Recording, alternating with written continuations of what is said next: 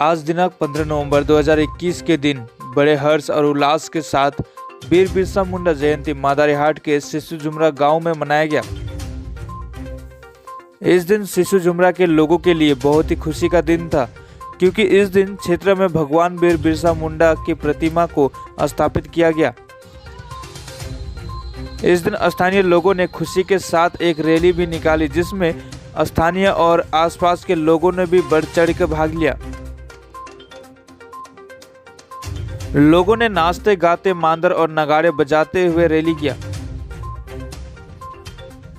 इस दिन सांस्कृतिक कार्यक्रम का भी आयोजन किया गया था। इस शुभ अवसर पर उपस्थित थे गांव और समाज के अगुवागण कुमारी कुजूर, नवीन एक्का, परेश लाकड़ा, पीटर मिंज, विश्वनाथ बरा आदि।